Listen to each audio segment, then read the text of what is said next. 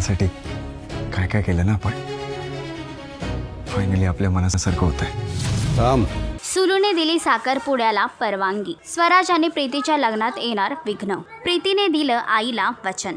दीपज्योती या मालिकेच्या आगामी भागामध्ये एक नवा ट्विस्ट लवकरच प्रेक्षकांना पाहायला मिळणार आहे. यातच आता स्वराज आणि प्रीती या दोघांच्या घरी साखरपुड्याची जोरदार तयारी सुरू असतानाच मध्ये एक मोठा ट्विस्ट प्रेक्षकांना पाहायला मिळणार आहे. एकीकडे सुलूने साखरपुड्याची परवानगी दिली, पण ती लग्नामध्ये नक्की काहीतरी विघ्न आणणार आहे. तर दुसरीकडे प्रीतीने आईला वचन दिलं आहे की ती त्या घरात जाऊन त्या तिघाही जणांना चांगलाच धडा शिकवणार आहे. तर प्रीतीचं हे बोलणं ऐकून आई नक्की कोणता निर्णय घेणार? स्वराज आणि प्रीती या दोघांचं लग्न विघ्नपणे पार पडेल का? तुम्हाला काय वाटतं हे कमेंट करून नक्कीच सांगा. आणि असेच अपडेट जाणून घेण्यासाठी तुम्ही आमचं channel Tellychakkar regional like, share आणि सबस्क्राईब नक्कीच करा.